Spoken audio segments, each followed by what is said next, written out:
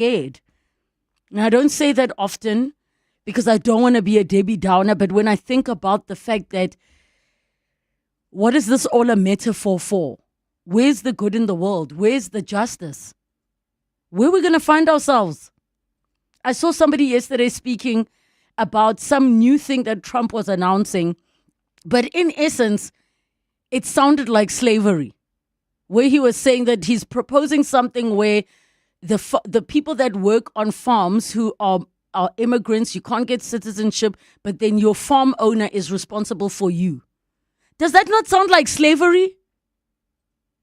Like, what is going on? What is going on? So, how deep does this rot go? And let me know if you are feeling the same. So there are countries already where AI has replaced like 40% of jobs. There are companies that have replaced jobs. Like this future of robots doing people's jobs is happening right now. We're talking about unemployment, and we think dealing with an issue of illegal foreign nationals is going to solve the unemployment crisis. When there is rot in this bag of apples, we're actually looking for a good apple. And this bag of apples is not just our country, it's the world. So I just wanted to get that off my chest. Let me know how deep you think the rot goes, because I proper was having like a day-long panic attack, a feeling of anxiety of like, what is going to happen? And I look at my son and I think, I really hope and pray that this next generation is going to do a lot better than us. I mean, I can go on and on. Something as simple as how we even just treat each other. People are callous. People are mean. Not just online, in real life. You will get robbed, right? Midday, during the people. No one will do anything because they can't do anything because we're all terrified. We're all working on eggshells, afraid for our lives. But the question on my mind is like, how deep does this rot go? But yesterday, and I'm even speaking from a place of extreme privilege, not just from the fact that financially I'm middle class or upper middle class. I have both my parents, they're still alive. My siblings are alive. They're all in the same province.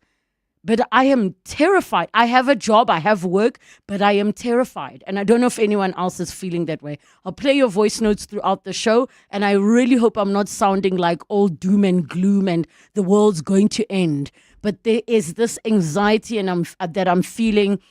Maybe we need to get a counselor in to talk to all of us, because WTF, because OMG, because WTH at the moment. What is going on? How did Diddy get off? How? A jury sat and that man got off on some of the charges. How is it that our Minister of Police is allegedly now being implicated in what? All I can say is, 702 Afternoons with Relebogile Mabotja. Now we switch into the book club. Now, Mandy Wiener and I do the book club together. I happened to be off when Mandy was off, and it ended up being Mandy having a fantastic conversation with the author of Canary by Onke Mazibuko. And Mandy Wiener is away, I think, for this week and next week. And Tsiri Madia standing in for her. But this meant that we pre-recorded, and it happened to be when I was away without a voice. But we're going to stick to our commitment, which is that every Monday, first Monday of the month, we're going to be hosting a book club, 702 afternoons at 702.co.za. That is the email address you can use if you'd like to recommend a book for the book club. We currently have a preference for local fiction because that category does not get enough love and attention. But take a listen to the conversation that Mandy Wiener had with the author of Canary, Onke Mazibuko. Well, this month's book that we're featuring on the show is called Canary. It's by Onke Mazibuko. And Relebogile, this book is straight down my alley. It's something that I'm passionate about, something that I advocate for. It's something that I've written a book about, and it's about whistleblowing. But what's so compelling about this is that it really shows the emotional impact, the turmoil, the anxiety that comes with it, and it tells the story of Max. And Max works in a parastatal, state-owned entity. He is blowing the whistle, and it just it really tells the story of what happens to whistleblowers in this country. The author is Onke Mazibuko, and he joins us now. Onke, thank you so much for your time, and thank you for shining the spotlight on this issue, which I'm so passionate about. Thank you very much. I think this is a very important topic also to me, and I think I'm grateful to be part of the conversation, because I think it's really important that we as South Africans talk more about this and whistleblowers, and especially what happens to them in their lives. Tell me about why you decided to delve into this particular topic. It's something we cover a lot as journalists in this country. There's a lot of non-fiction around the issue of whistleblowing, around tender fraud, around corruption. Why did you just decide that a fiction book was the way you wanted to go on this? So I think the great work that's been done by investigative journalism around corruption and whistleblowers really influenced my psyche. I think I've read a lot of the books that have to do, from the arms deal to the things around Bosasa and all of the more prolific cases that we know about and read about in the media. But also on a personal level, I worked in a state-owned company for 12 years. And I think the internal journey that happened with me from when I got there as this young, excited person to be a civil servant, and how I watched towards the end of my time there, my values didn't seem to be aligned with the organization. Now, me personally, I've never been a whistleblower, but I did find that, being in an organization that you're really proud to be working in, and then reading about it in the media and all the things that are happening, and seeing some of the people in the building that are spoken about in the media, and then all sorts of things happening in your own head, that played a big role. And I started writing it while I was still there, while I was thinking about these things. And then another aspect of it was just being a South African in the post-COVID years, building up towards our 30 years of democracy in South Africa. I just found myself, somewhat disillusioned, and having this heightened anxiety just, about what is going to happen in our country and where are we going with things. The more that we had load shedding, the more that, there were water shortages, the more I saw potholes on my streets, on my route home, coming from work, going home. I just started finding myself constantly anxious. So I asked myself, what would I do if I found myself in a situation where, I discover something like this and I can do something about it. That theme of anxiety permeates the book. It starts off with the main protagonist being anxious about a job review, and that continues. It continues through neighborhood WhatsApp groups. It continues through the fear, and it's almost tangible. You can feel the anxiety in this book. Yes, absolutely. I think so. I'm a psychologist, so my background is psychology. And when I started delving deeper into the plight of whistleblowers, the main thing I was really concerned with, and beyond the things that they're exposing, was, my goodness, how can a human being be caught in such an ethical dilemma and have to deal with this amount of stress and still have the fortitude to go through with it and see, this crusade right through until the end. So I knew that I was anxious just thinking about it. And the more I started understanding whistleblowers' situations, the more I realized that this is, even the strongest of us will go through this anxiety. And it's just something that one has to deal with. So I was very curious about how can I, put the reader in the mind of this character and put them in this nerve-wracking situation so that they can really understand what it's like to be a whistleblower. And Max and his personality, his experiences, is very representative of many of the whistleblowers that I have interviewed. So well done to you for getting that right, because often it is very unique characteristics. And many of these whistleblowers are ill prepared for what they go through emotionally, what their families go through. And you speak about narrative therapy for whistleblowers and how effective that can be. Yes. So the more I delved into the topic of whistleblowing, I really wanted to understand what is it like from their point of view. So this book formed part of my PhD in creative writing. And so I had to write a novel and also do a thesis on whistleblowing. Now, in that thesis, I focused on the autobiographies of two whistleblowers. One was Andre de Ruyter, and the other one was Edward Snowden from the US. And that was the first kind of written material I was getting from their point of view, because too often I feel like the story of whistleblowers is controlled from the outside, whether it's in the media, because often in the media we might read about the death of a whistleblower, but we may not necessarily hang on to what is it that they exposed, or who is this person that is behind the whistleblowing. And then also the people who are being reported by the whistleblower are invested in trying to control that narrative. So I was trying to tell something from the perspective of a whistleblower, just to add another voice in this ongoing debate and discussions that's coming from all sorts of areas. And I think it is important for the whistleblower to get an opportunity to tell their story, because, like I say, we're not listening enough and we don't hear about it often enough. You also very effectively use journalism, newspaper articles, extracts to tell the story of a murdered whistleblower and the perspective of journalists. Not always favorably, I might add. Yeah, I did. That was quite tricky for me. In an earlier version of the story, I wrote it actually from the journalist's point of view, because I'm so fascinated with investigative journalism. And then after reconsideration, I was like, no, let's write it from the whistleblower's point of view.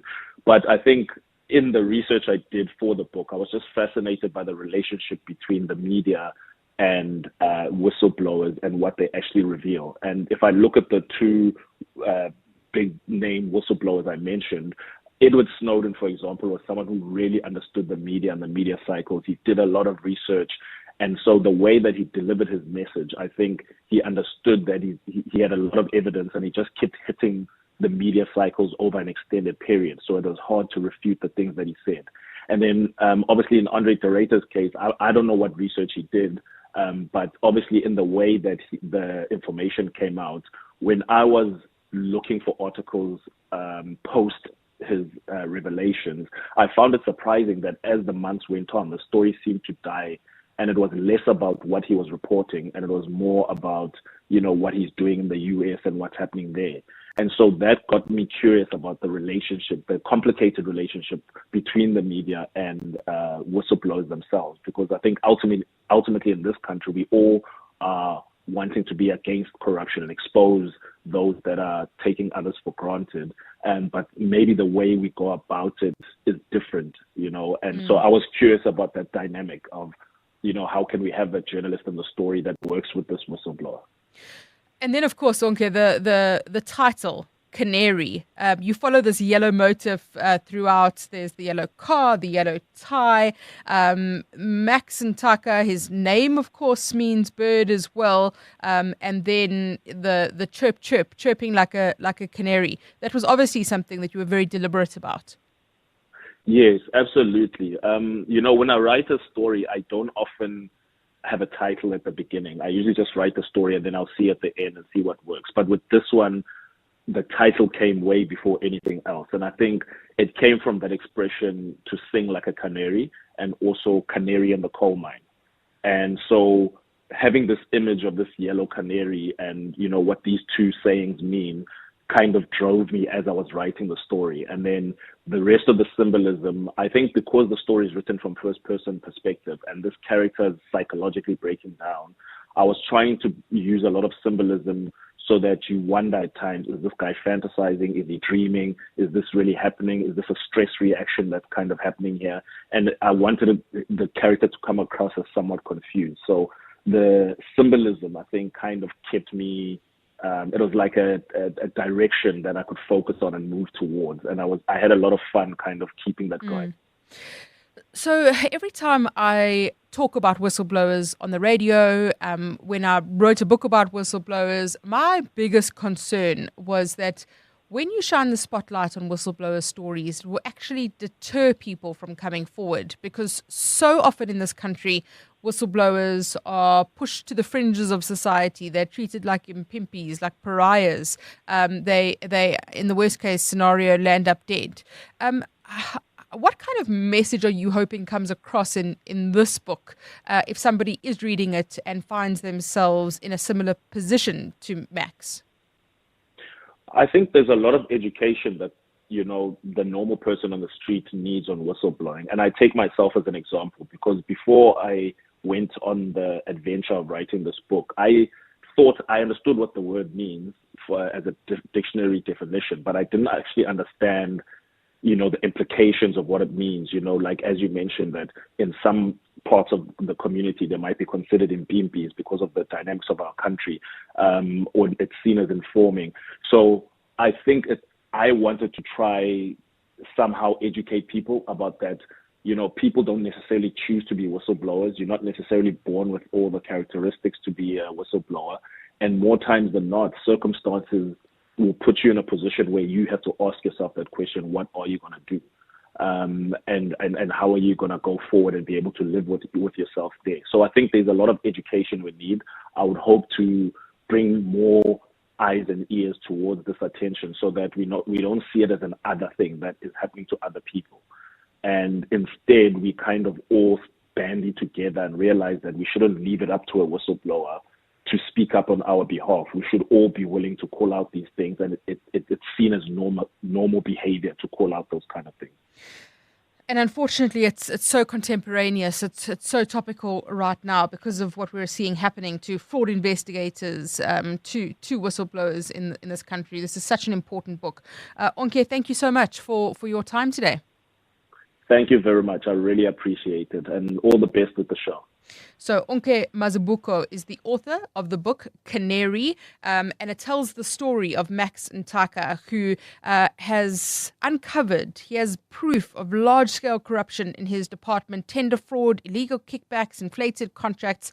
He wants to blow the whistle, and he is really wrestling with this. And it tells the story of other whistleblowers in this country. It is compelling, it is riveting, it is fast-paced, and it's set in Joburg, which of course is important for all of us, and this really is a topical book. Although we wish it wasn't, it really is Relebogile. So this is something that really speaks to me as a journalist, for anyone who's interested in the news cycle, what is happening at the moment, but also the psychology and the anxiety and the emotional turmoil that whistleblowers need to go through.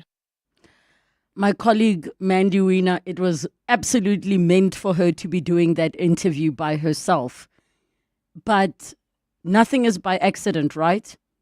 The anxiety that I'm reflecting on, and the fact that this book speaks to whistleblowing and corruption. And again, I ask of all of you, how deep do you think the rot goes? How deep does it go? And are you also feeling a general anxiety about not just South Africa, the world at the moment? The lack of justice, the lack of accountability, the fear of a new level of unknown. Not just the economy being like not great. Guys, there's still a war in Ukraine. Like, there is still a war in Ukraine. How crazy are the times we're living in?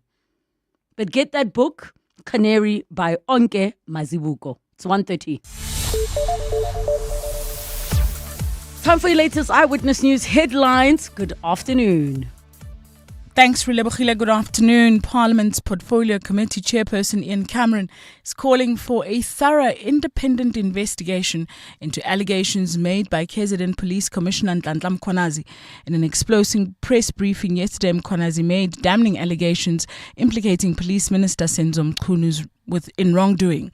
The wife of former ANC Youth League Secretary General Sindiso Magaka says while she is pleased with the sentencing handed down to his murderer, she still wants to see more people being brought to book. Gugu Magaka has been reacting to the 2 life terms handed down to Sibusiso Mngengwa by the Pietermaritzburg High Magistrates Court today.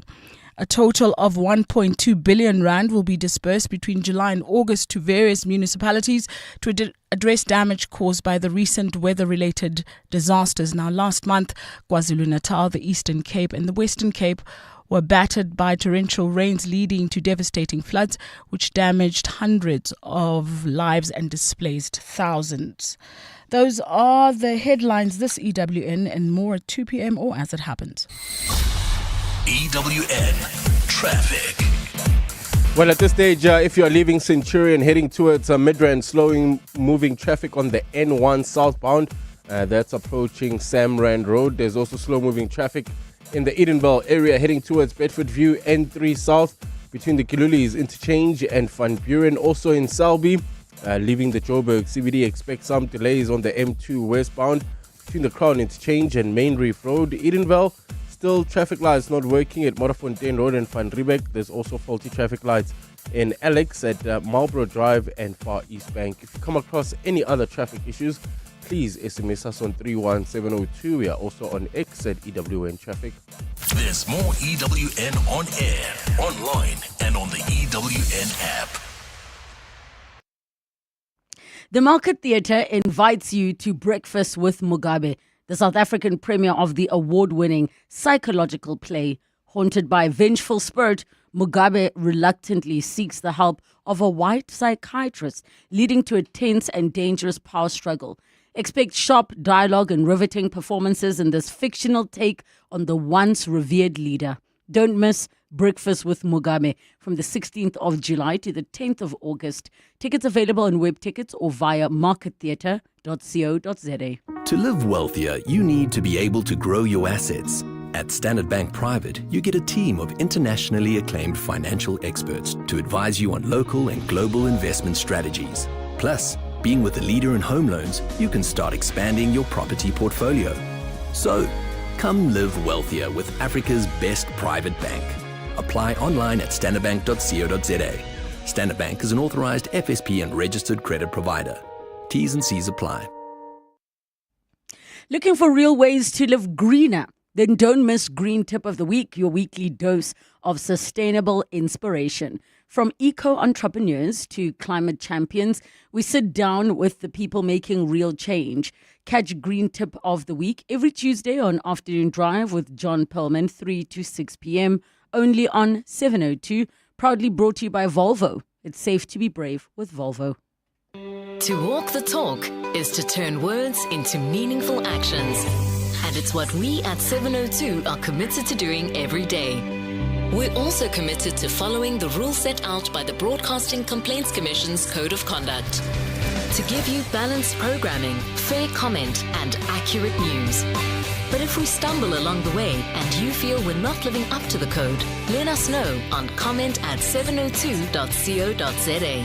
And if after that you're still not happy, you can direct your complaint in writing to the Broadcasting Complaints Commission, PO Box 412365, Craig Hall 2024. For more, visit bccsa.co.za. WhatsApp Relebogile on 072 702 1702.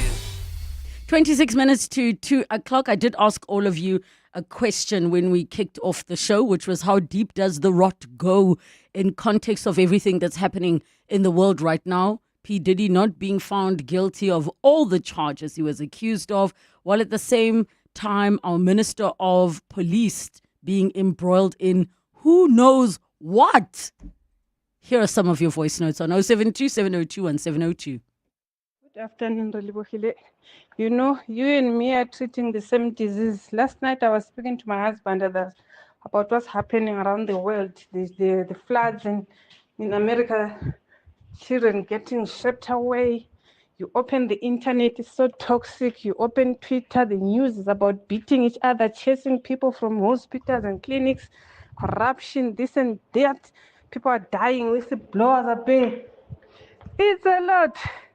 And I worry about my children's future because me now at least I'm old enough to accept it. But as for my kids, I just look at them and feel sorry. Because I mean, the world is on its feet, I'm telling you. It's bad level. I also have that anxiety. I worry about everything. Thanks, Lerohile. Stembi. The people. Hi, good day, Lebo. My worry is I hear what you say, but when Kwanase was giving that press conference, I immediately thought about Jackie Selebi. So how Cyril Ramaphosa is going to handle this thing, he must just know the eyes are on him, because Thabo Mbeki did not handle that thing very well of Jackie Selebi. Cedric here, thanks, bye. Thank you so much for your voice notes. One says, Lebo, I think the rot is deeper than we think and it's all connected. Thabo Bester, the kidnappings, lack of service delivery, corrupt police, unemployment, high crime rates, especially the violent ones, GBV, it's all connected. And I feel you on your anxiety because I feel so helpless. There's a part of you that feels like we are too far gone. But I remember that criminals depend on us. Our despondency to thrive, Lerato, in Midrand. And yes, I think it was important for me to air this out because I think many of us are feeling the same thing. We just are unable to find the words. 702 Movies. Thank goodness for movies and things to stream for us to give us some escapism from the world we are in today. Philimpela joins us at 23 minutes to 2 o'clock as we talk about the latest things that can really get us to drift away. Phil, how are you doing? I want to say happy Monday, but good rough. Good rough. I'm tired from the July. But once again, the world is going through its own thing. But sometimes there's a glimmer of hope in Jay, of excitement with the content that we have that we can stream, I guess. Halala, let's jump into it. What's the first one? Well, before I even get to what to stream and what to watch on television, I just want to give a shout out to Scarlett Johansson. Everybody might know who that is. She's a huge star in Hollywood right now. But here's the thing, though. As of the 6th of July, Scarlett Johansson has edged out Samuel L. Jackson as the highest grossing actor, male or female, the highest grossing actor in the world with $14.61 billion in her movies. Now, wow. Yeah. So now I need to make this very clear because I saw some people were confused by the reports that are there, right? This number is only for leading roles because Samuel L. Jackson is still the highest grossing actor of all time when it comes to movies in all the roles, whether it's supporting roles and leading roles. So combined of, like every time he's in a film, we take all those films combined, he's still the highest with 28 billion. But for leading roles where the person is a lead character in a film, Scarlett Johansson has just taken over Samuel L. Jackson. Samuel L. Jackson sits on 14.6, whereas since the 6th of July, Scarlett Johansson sits on 14.61 with the movie Jurassic World, and the movie has grossed around 318 million worldwide today, as I look at the numbers. Yeah. Okay, and that is great to note because basically she's a bankable star, is what we are saying. Absolutely. And also, I mean, when you speak about salary parity between, the males and the females in Hollywood and in the world generally, that is a good thing to know because the excuse that is sometimes made is that females cannot carry films in the box office, like they're not as bankable as male stars. So this is a good thing for female actors, and it's a good thing for the industry at large because now we can't just look at someone's sex, we look at their star power and their bankability. All right, so now we start off with Netflix. What have you got for us? Yeah, you know how we always talk about, sometimes you have nothing to watch on television, even though there's so many things that you can stream, right? So I find myself these days going back and watching some of the series that I've watched before, like old series and new series, right? And this weekend, I found myself watching these two series that I want you guys to be checking out. Number one being a show called Kim's Convenience. So Kim's Convenience is a Canadian comedy show that is based on this family of Korean Canadians who have a convenience store. I think we can call it this plaza shop in our South African lingo, right? They're downstairs, they live upstairs. So it's a your typical situation comedy, a typical family comedy, but I find it very interesting. It's on Netflix and it's got 5 seasons on. So whenever you find yourself or there's nothing that you can watch, even though there's so many to watch, just go check it out. Believe you me, it's light-hearted fun. It's light-hearted entertainment. You'll enjoy it. All right, then we have another one on Netflix, Seinfeld season 3. So now everybody knows what Seinfeld is. Everybody knows who Jerry Seinfeld is, right? So Seinfeld, a very, very popular classic, has made a lot of money. Everybody who watched TV from the 90s to the early 2000s knows about the show. The show was a record breaker and all of that, right? But as a fan of the show, I've always liked the show only from season 3, and I need to explain why. Because the first season and second season, personally, I don't find Jerry Seinfeld as a fun stand-up comedian, and that's just the film teller thing. Some people might find him funny. So the first two seasons, they incorporate his stand-up comedy in the show. It's not just at the beginning, but in the middle of the episode, you'll have part of his stand-up comedy, and that always threw me off. But with season 3, which is also, in my opinion, happens to be the best season of all the series run, in season 3, they dropped that format, and I start to enjoy it more. But there are 2 episodes that stand out for me that I would want people to watch, and it's episode 5 and 6. And these episodes stand out for me because they are centered around the location. So as episode 5 is centered around the garage where they're trying to find a parking, and it's a comedy of errors. Very funny. Episode 6 is particularly funny because it's set up in a library. So you've got the cop in the library who's trying to get a book returned that is overdue that Jerry has. And then outside, you've got George, my favorite character in the series, who's fighting with a homeless man because he believes that this homeless man is a teacher that was bullying him in high school. Very funny. So season 3, my favorite season, go check it out. But specifically check out episode 5 and 6. It's available on Netflix. All seasons of Seinfeld are available there. All right. Thank you for the disclaimer. Now we go to BBC Earth. Okay, so very quickly, on a more serious note, we're going to be looking at a docu-series that is on Showmax right now. It's called Face to Face with Scott Peterson. So this documentary came out last year on Peacock in America. So it's not a very, very new, but it's new to Showmax. So the premise of this is Scott Peterson is found guilty of murdering his wife and kid, and he's convicted and sentenced to prison, right? 20 years on, he's still proclaiming that he is innocent. And there are people, rights groups that actually believe that there might be cause to look into the case, as there are some evidences that have come up that might actually prove his innocence. So what I find fascinating about this docuseries is that it puts you in that position of saying, okay, if somebody proclaims that they are innocent and they've been convicted by a jury of their peers, do they still deserve the same rights that everybody else does to have their conviction overturned? Now, looking at that, remember, there are people who are sitting in jail, and it's been proven, and we've seen cases being overturned, or people that have been in jail for 50 years, 20 years, 30 years for crimes they haven't been committed, especially now with new technology, with DNA and all of that. A lot of people are getting exonerated after having spent years in jail for crimes that they didn't commit. So, yeah, it's one of those documentaries that you sit there and you're like, where do I sit on this fence? Do I go to the left or do I go to the right? Emotionally, I can't. I think I'll watch it in 2 weeks' time. For now, I can't. And I have to just share, Phil. Somebody sent a WhatsApp saying, guys, the series you must watch, The PJs, In Living Color, and Luke Cage. Yes, Luke Cage, absolutely. Luke Cage, I've seen that, absolutely. In Living Color, I'm thinking he means the old series, right? I think it's on Netflix right now. It's an old black comedy or something like that. Love that. It's actually the reason that the Super Bowl started. You know the story?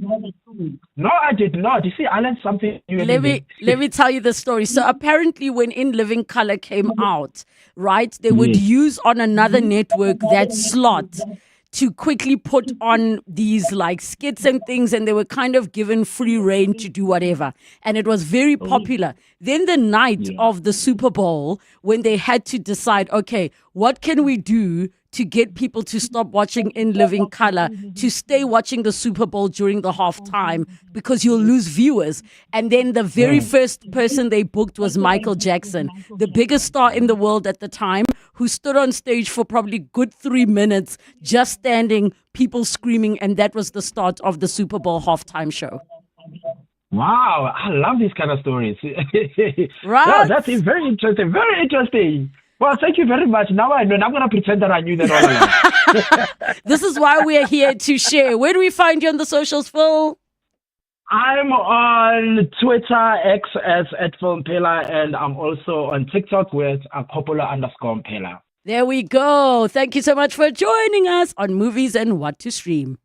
Bongani Bingwa, 702 Breakfast. Weekday mornings, 6 to 9. Like all the rest of us, you would have been watching the damning allegations by General Nhlanhla Mkhwanazi with some concern. In fact, I am doing a bit of research about what some people call the mafia state and what is going on within this. So I'm reading this within the context of the succession, but I'm also reading it within an environment where corruption is endemic. Professor Andre Duvenak. Bongani Bingwa, 6 to 9. On 702. Dear Journal, day 3049 of trying to be an adult. I still haven't bought a recycling bin, so there's a mountain of cans in my kitchen that could collapse at any moment. Anyway, what's that saying about your home being a reflection of your mental state?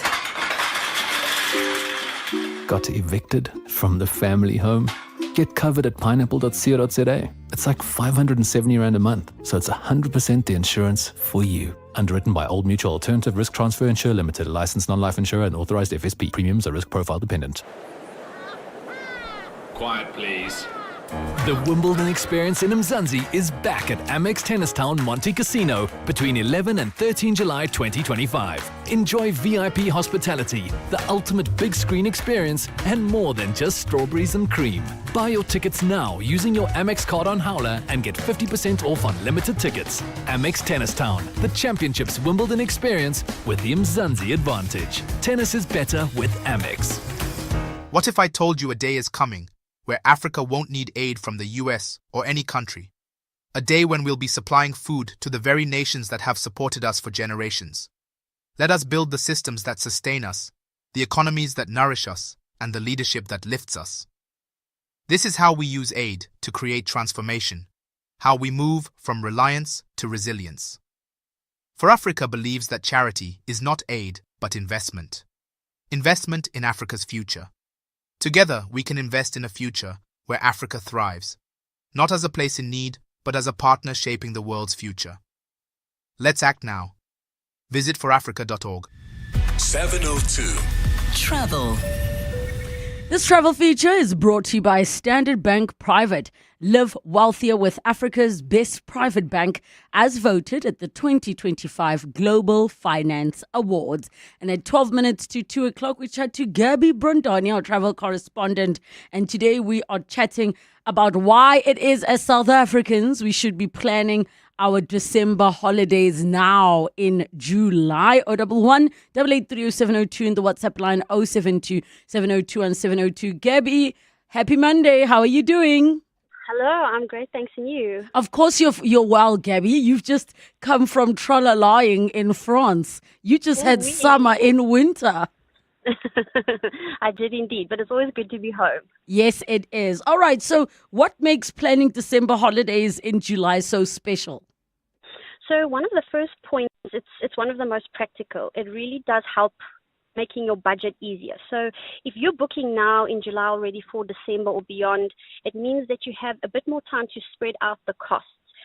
You also have the opportunity to lock in favorable exchange rates and also avoid the how did this holiday get so expensive moment by the time December comes.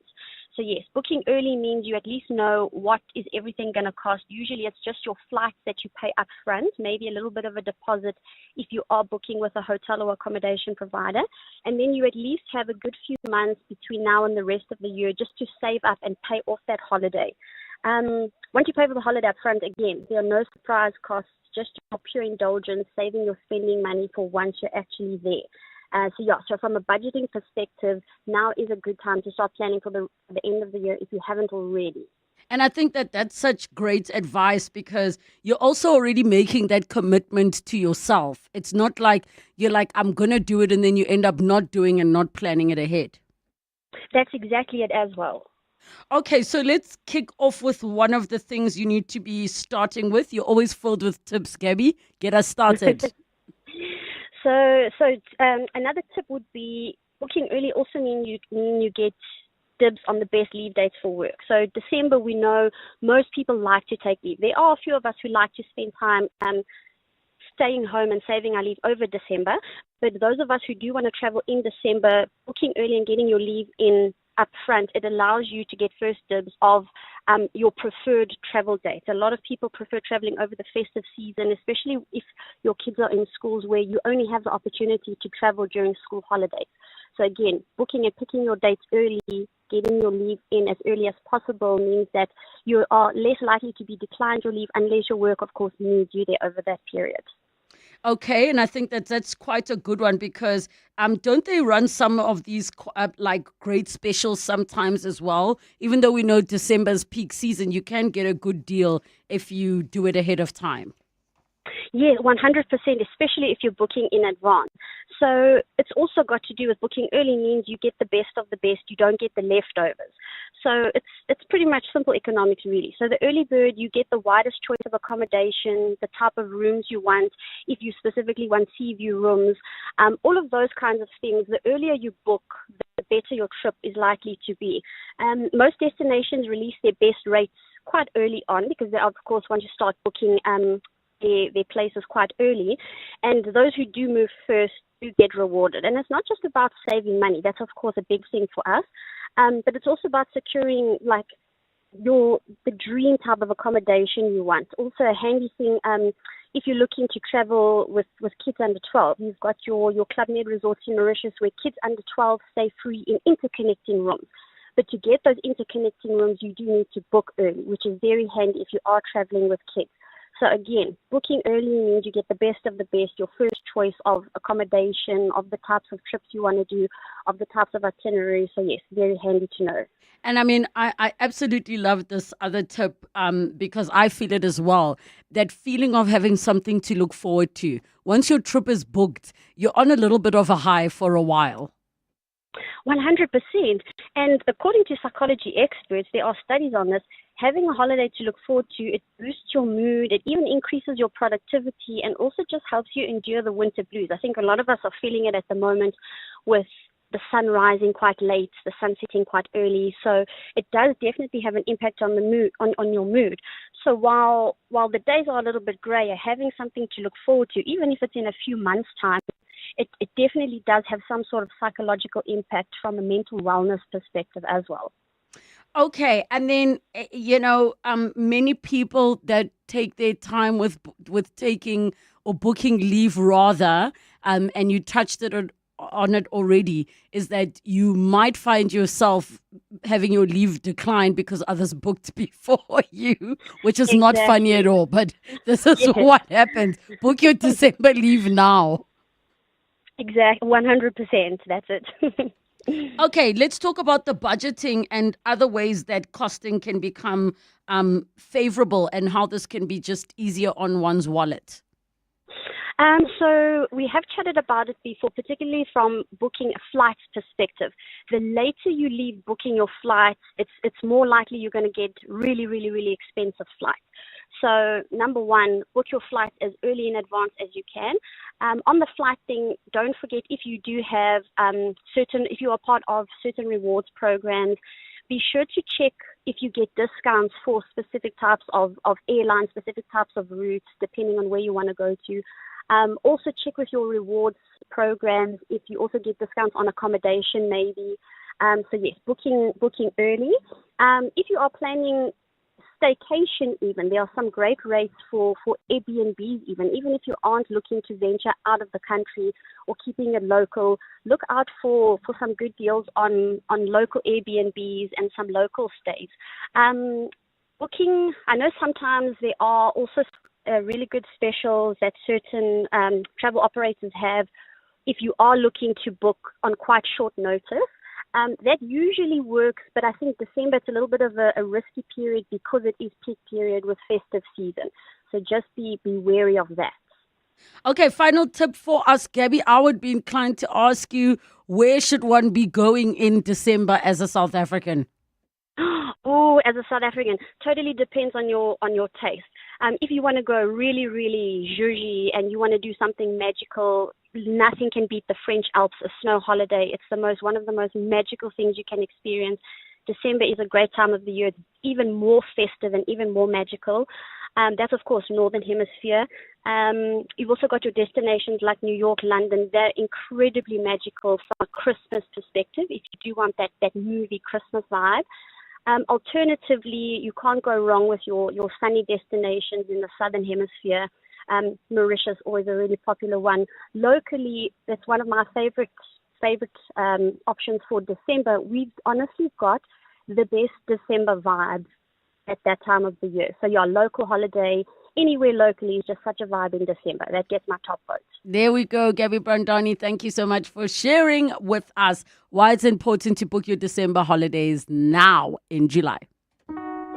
Living wealthier starts with expanding your income so you have more to invest. At Standard Bank Private, you can enjoy UCount rewards, the cheapest forex rates from Shift, and exclusive benefits and discounts on banking solutions and travel. So, come live wealthier with Africa's best private bank. Apply online at standardbank.co.za. Standard Bank is an authorized FSP and registered credit provider. T's and C's apply. Your voice. Your life. Your afternoon radio. On 702 Afternoons. With Relebogile Mabotja. All right, so in between all the other conversation, books, travel, movies, things to stream, we were speaking about just this anxiety that I was feeling. Some of you say you're feeling because it feels like the world is in trouble. Our country is in trouble with the many things that are happening. Here is a message on the WhatsApp line that says, Relebogile 2025 is a 9-year in numerology, a year of endings. It's meant to be a time of purging everything and everyone that no longer serves you. It can be incredibly frustrating as you try to clean up your own act and try to look forward to the future because all the ugly is exposed. Everything around you feels like it's untrustworthy and falling apart. July is a 7-month, deeply introspective and too much in the head, a recipe for feeling overwhelmed. So if you're inclined to anxiety, depression, or feeling overwhelmed, it would be exacerbated in 2025 in July. That's why we're all feeling like WTAF.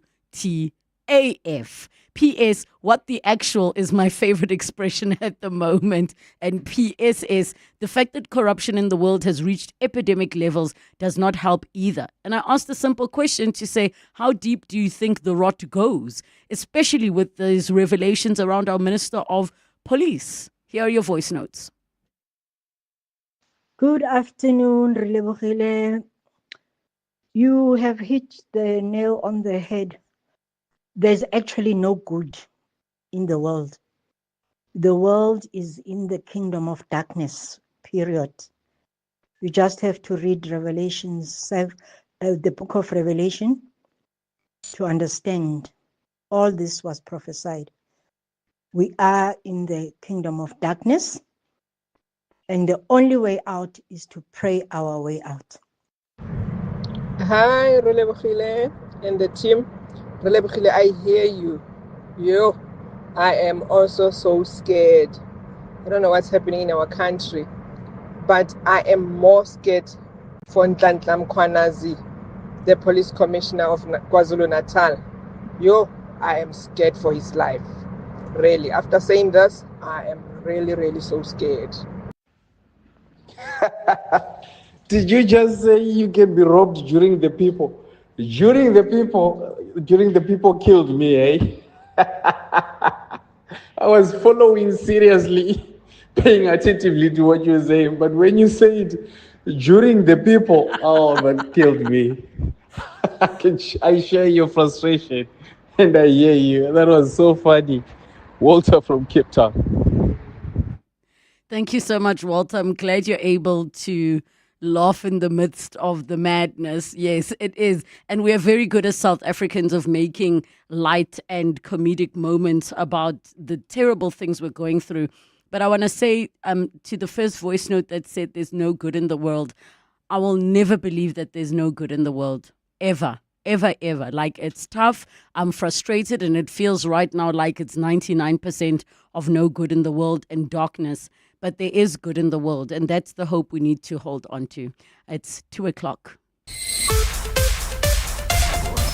This is Good afternoon. EWN. Good afternoon, I'm Paul Rapada. Police Portfolio Committee Chairperson Ian Cameron has called for an ad hoc inquiry into damning allegations made by KwaZulu-Natal Police Commissioner Ntantla Mkhonazi on police criminality. Now, Mkhonazi at a press briefing yesterday also accused Police Minister Senzo Mchunu of interference in high-profile investigations and the undoing of the political killings task team. Cameron now wants a thorough, independent investigation into the allegations of a crime syndicate involving politicians and some in senior police management. Cameron was addressing a safety and security cluster briefing in Parliament today. Baba Londenze was there. Ian Cameron says the allegations made by Ntantla Mkhonazi show how the entire criminal justice system lacks integrity. He says it also explains why crime is hard to keep under control. Now, the damning allegations made by the KZN Provincial Commissioner yesterday, Lieutenant General Ntantla Mkhonazi, has placed the necessary focus on the integrity, or rather the lack thereof, in the entire criminal justice system. Cameron listed some solutions to address this matter, which include establishing an ad hoc inquiry to get to the bottom of the rot. The first one is an appointment of some kind of an ad hoc inquiry or commission with a clear timeline to urgently investigate the allegations. He has also written to National Assembly Speaker Tokoti Diza, calling for an urgent debate into the state of the country's police. Baba Londenza, Eyewitness News. The wife of former ANC Youth League Secretary General Sindiso Magaka says while she is pleased with the sentencing handed down to his murderer, she still wants to see more people being brought to book. Gugu Magaka has been reacting to the 2 life terms handed down to Sibusiso Ngengwa by the Pietermaritzburg High Court today. Last month, Ngengwa confessed to the killing and also implicated a former mayor from the Herigwala municipality in KZN. Jabulile Mbatha has more. It's been 8 years since Gugu Magaka lost her husband in a shooting incident in KwaZulu-Natal. Shortly after judgment was handed down in court today, Gugu welcomed the sentence, but said more heads still need to roll. She says the sentencing does not entirely give their family peace. What I would like to see is for everyone that was involved in killing my husband is getting their price. Because right now it's only the person that was sent that has been sentenced. And everyone else, they're still outside, which are people that are really behind the killing of my husband. At the start of the case, there were 4 men fingered in the murder of Magaka. One was declared unfit to stand trial, whilst Busiso Ngwenga confessed to his role in the murder. The 2 others are still awaiting trial. Jabulile Mbatha, Eyewitness News. A total of 1.2 billion rand will be dispersed between July and August to various municipalities to address damage caused by the recent weather-related disasters. Now, last month, KwaZulu-Natal, the Eastern Cape and the Western Cape were battered by torrential rains leading to devastating floods, which claimed hundreds of lives and displaced thousands. Mongezi Koko has a story. Before municipalities can access disaster relief funds, local assessments and cost estimates must be completed. The assessments have currently put the estimated costs at a total of 6.3 billion rand. Coctus says it aims to respond to the June disasters within a month, far quicker than the 6-month response seen after previous events. For July 2025, the provincial response grant allocates 151.3 million rand, while in August the total will rise to 708 million rand, with 504 million rand earmarked for the Eastern Cape. Each municipality, province or department has identified or reallocated funds. They will commence with interventions. Shabisa added that strict accountability measures will be put in place to ensure the work is done properly. Mongezi Koko, Eyewitness News, Sandton. Eastern Cape Judge President Salbi Mbenenge has told the Judicial Conduct Tribunal investigating allegations of sexual harassment against him that he respects women. Benenge is testifying before the fact-finding body as it continues to probe against him in Sandton. The judge-president is in the hot seat as he recounts the relationship that he had with High Court Secretary Andiswa Mengo. Mengo accuses the senior justice of making unwanted sexual advances towards her between 2021 and 2022. Zolega Qodashe has more. 6 months after the Judicial Conduct Tribunal first sat to investigate the first ever case of sexual harassment against a senior judge, Eastern Cape Judge President Sabin Benenge has taken the witness stand to detail his relationship with his subordinate. Benenge has been fielding questions from his legal counsel advocate Moses Kakane after he was accused of allegedly sending explicit and salacious messages to High Court Secretary Andiswa Mengo. Skakane says the senior judge has been labelled a barbaric, sexist misogynist as a result, to which Benenge gave the following response. Those labels are hurtful. Women are as important as everybody else is. I respect men, I respect women. Because we are talking in the context of women, I value women. I am born of a woman. I was raised by a woman. I have appointed females to act in my division. I have encouraged secretaries to study law. The judge-president will continue being quizzed on the nature of his relationship with Mengo. Zolega Qodashe, Eyewitness News, Sandton in Johannesburg. And US President Donald Trump has threatened to impose more tariffs on countries which side with the policies of the BRICS alliance that go against US interests. Trump says those countries will be hit by an extra 10% tariff. He has long criticized BRICS, whose members include China, Russia, India and South Africa, which was designed to boost countries' international standings. The threat emerged after members criticized U.S. tariff policies, as well as proposing reforms to the International Monetary Fund. A deadline for countries to agree on a tariff deal with the U.S. was set for July 9, but U.S. officials now say that will begin on the 1st of August. Gold's trading at $302.81 an ounce. The rand at 17.74 to the dollar, 24.14 to the pound, 20.81 against the euro. Brent crude oil is at $68.50 a barrel. Well, at this stage, if you're in the Tembisa area heading towards OR Tambo International Airport, traffic is a bit sluggish. This is on the R21 southbound between the R25 Papsfontein off-ramp and Olifantsfontein Road. There's also slow-moving traffic in the Midrand area heading towards Sandton N1 South between Brakfontein Interchange and New Road. And also look out for those faulty traffic lights in Bryanston at Winnie Mandela Drive in Sloane. A fine day in Gauteng, temperatures reaching highs of 19 degrees. Top story on EWN this hour. Police Portfolio Committee Chairperson Ian Cameron has called for an ad hoc inquiry into damning allegations made by KwaZulu-Natal Police Commissioner Nhlanhla Mkhwanazi on police criminality. EWN, in touch, in tune and independent. For the latest, visit ewn.co.za or download the EWN app. What are the matters that matter to you? 702 listens. You're with Relebogile Mabotja. Live, streaming countrywide. On the Prime Media Plus app. DSTV channel 856. 92.7. And 106 FM.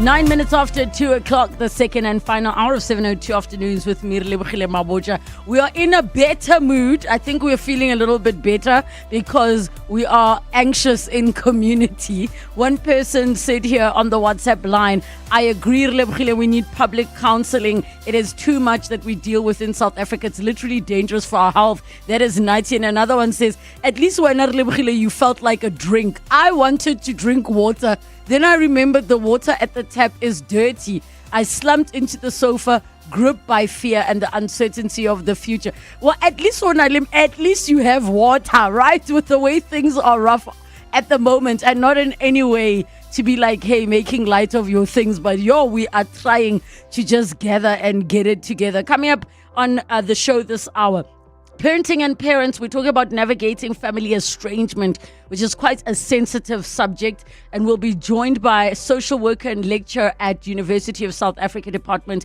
of Social Work. And then we will wrap up with the Naked Scientist with Dr. Chris Smith as we take all of your science-related questions. Get in touch with us and share your experiences and your stories. Give us a call on 011 8830702, SMS us 31702, tweet at Relebogile M, at Radio 702 using the hashtag 702 afternoons, and the WhatsApp line 072 702 1702. Parenting and Parents on 702. Parenting and Parents time on 702 afternoons. Today's discussion is going to be quite a sensitive one as we talk about navigating family estrangement. Estrangement coming in its many different forms that we're going to talk about with Dr. Andrew Sparmer, who is a social worker and lecturer at University of South Africa in the Department of Social Work. Share with us your experiences and your stories. Maybe you are the one who instigated the estrangement. Even if you're the one who instigated it, it does not mean it is an easy journey, and there'll be various reasons why one might be navigating the situation. But joining us is Dr. Andrew. Thank you so much, Doctor, for coming through on the show. Hi, Relebogile, your producers and the listeners of Radio 702. Thank you very much for the opportunity. Let us kick off with just discussing what falls within the category of estrangement when it comes to your work as a social worker. Yeah, look, estrangements come differently. It comes between siblings. It can happen between parents and their children.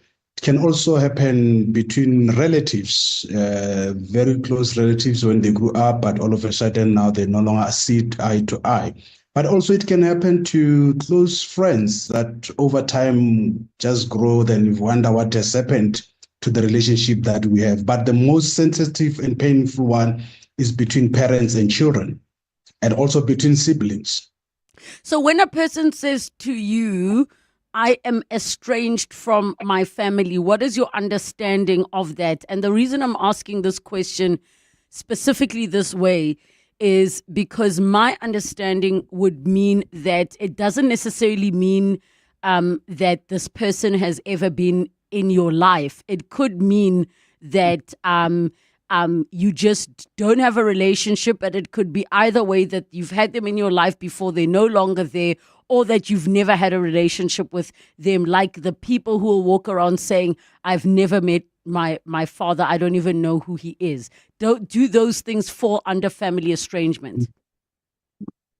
Look, if you have never met a person, it's totally a little bit different because there's no that level of attachment with the person. But when you had a relationship with the person and all of a sudden you choose not to communicate, or they no longer communicate or begin touch with you, that then it could consider it to be estranged because it was there before and now all of a sudden it just stopped. And for no reason, or even though you know the reason, but it is not there, it's no longer there, there's no relationship.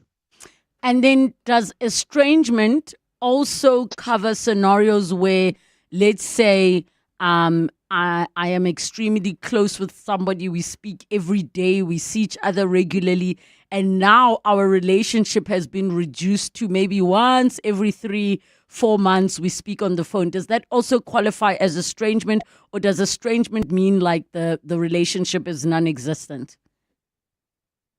Look, the estrangement, it will be more like it was there and now all of a sudden it's just cut, because there are some people that you might take time to see them, but the day you meet, it's like it's just yesterday because you've got such a lot to talk about, you catch up, there's no rift between the two of you.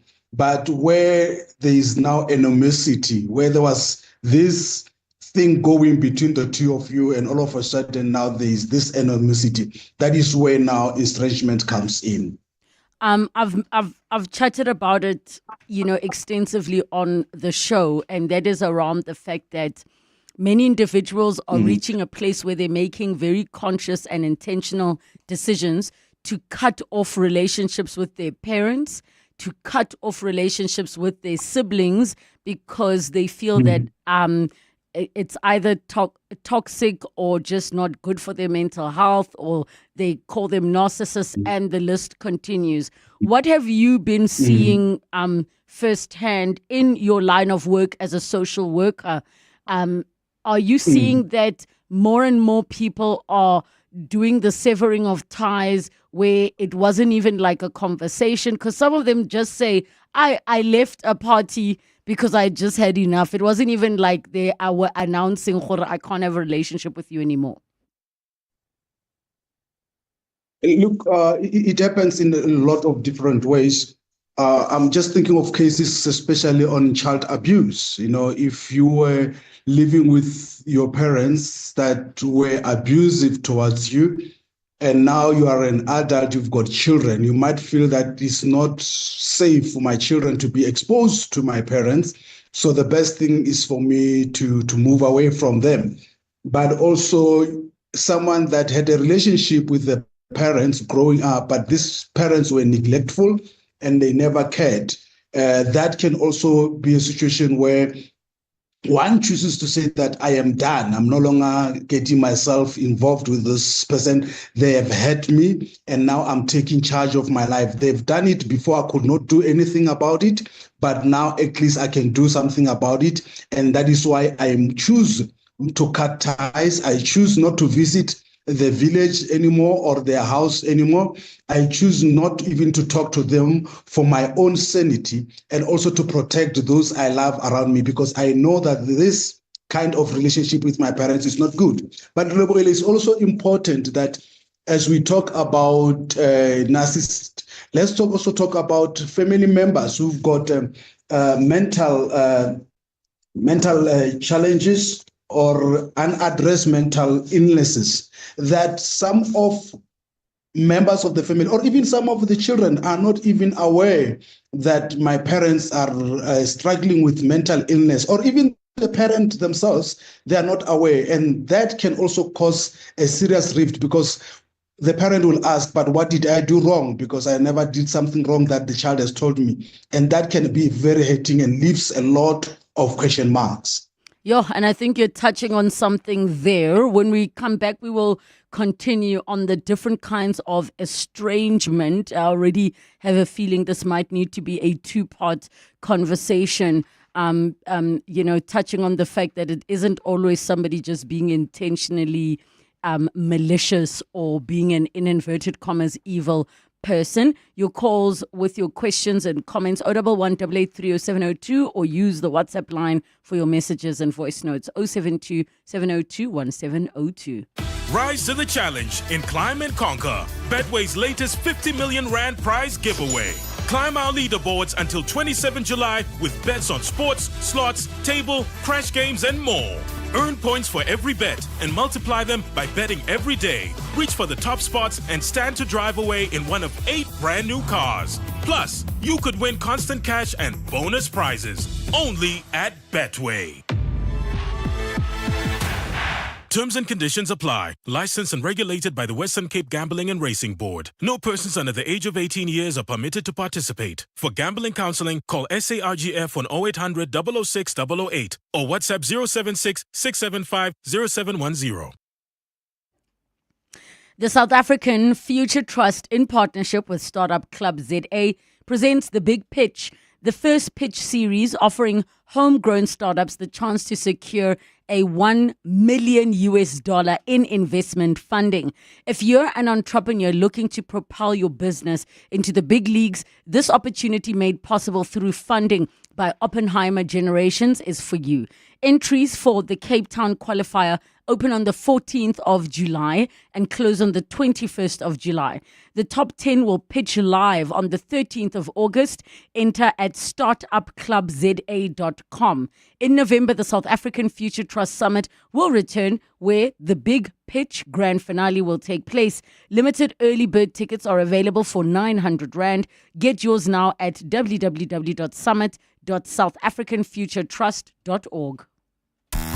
In this year's Nedbank Business Ignite on 702, we put the spotlight on small businesses who dared to disrupt the industry, awarding one winner 200,000 Rand in cash and a 200,000 Rand advertising package. It's good for businesses because what we did in automating businesses' financial reporting, we've managed to reduce the amount of time that it takes to prepare their financial statements from 2 weeks to just 2 days, even a day, which is a game changer. And what it does, we have tools that provide businesses and business leaders with real-time information of what's happening in their business in terms of their financial landscape, so that they are ahead of the game. They are able to make informed and timely decisions.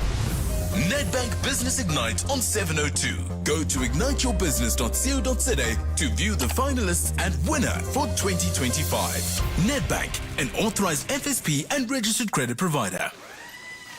Year in, year out, we're fixing tires faster than a Formula One pit crew. My team is on top of things like tire whisperers. If an unforeseen accident were to happen in my workshop, at least I've got My Way business insurance to keep the wheels turning. Visit myway.co.za or dial 0860 64 64 64 and get a quote today. My Way is a licensed non-life insurer and FSP. T's, C's and standard rates apply. My Way. Live your way.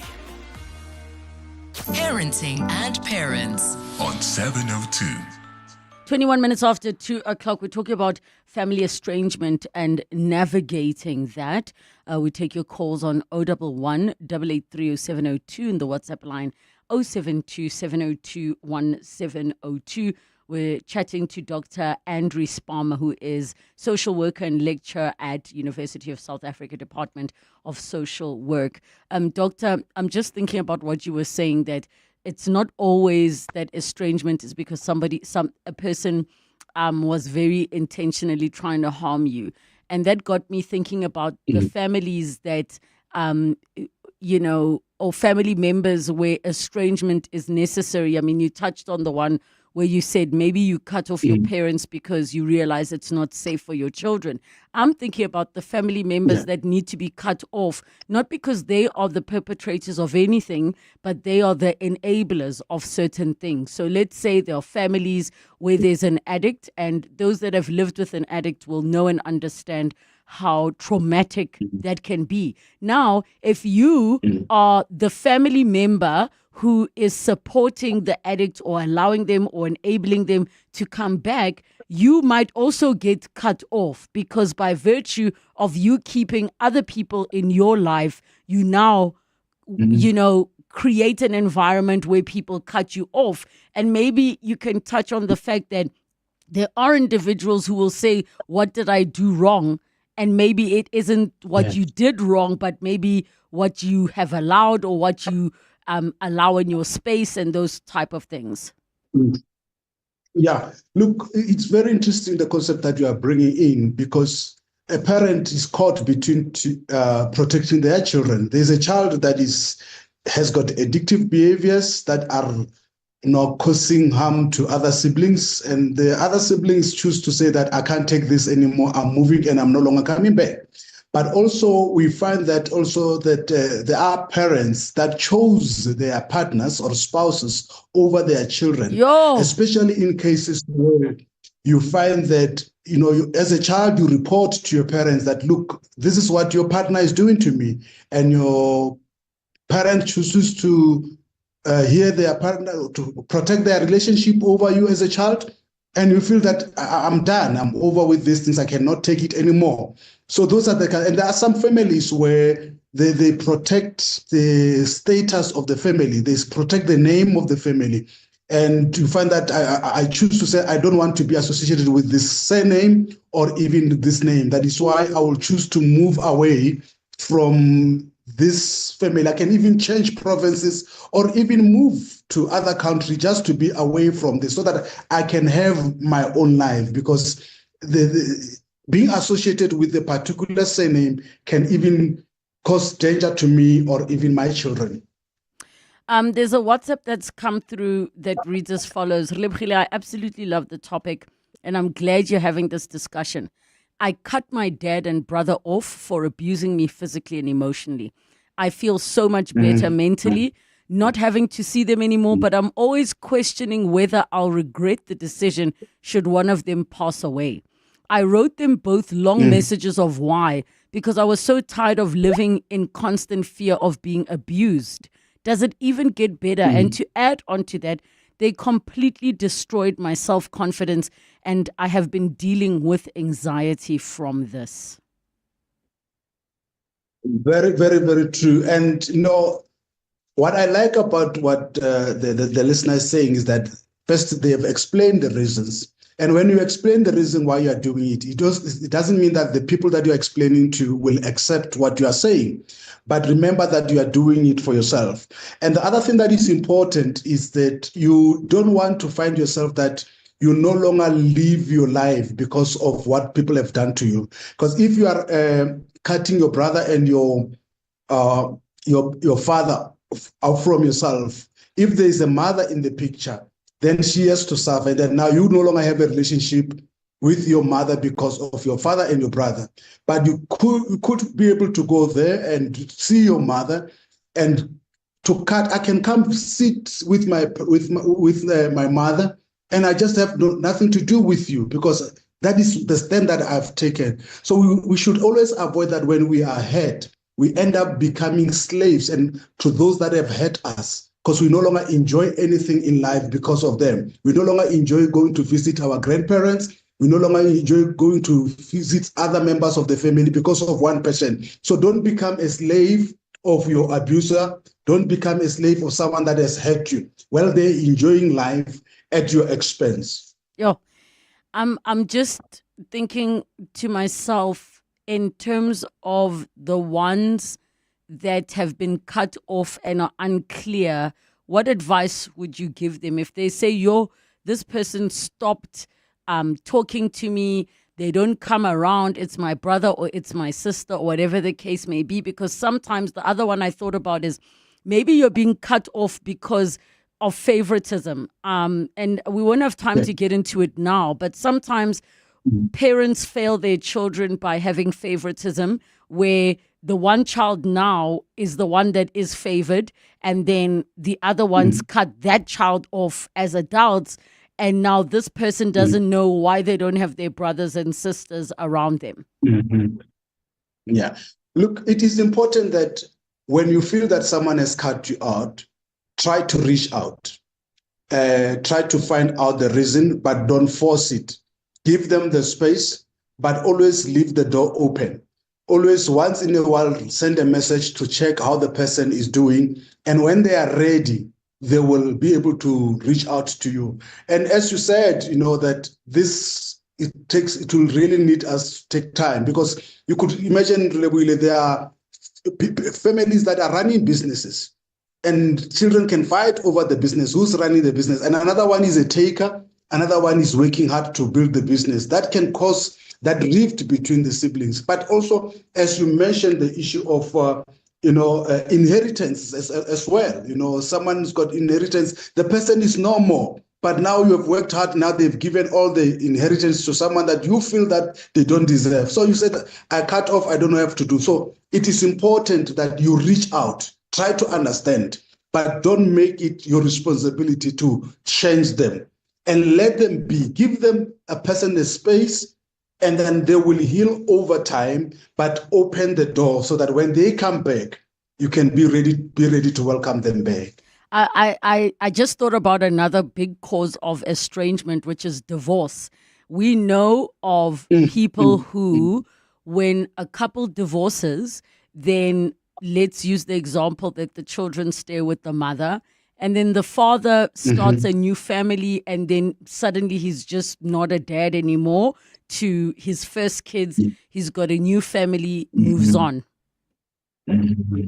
Indeed, and that is very hurting. Remember that children normally, it has been proven that they tend to blame themselves, especially when parents separate, because they don't have answers, and parents don't even sit down to explain what has happened. But also starting a blended family. It's easy for a man to leave his children and go and start look after another person's children. But it is important that we create a culture where we encourage through the Family Advocate's Office a parenting plan, and where parents take responsibility to say that we have differed, but our differences are not with our children, and we try to keep in touch with the children no matter what. Relebogile is not about quantity time or the prices that we buy our children, but the small time that you can spend with your children.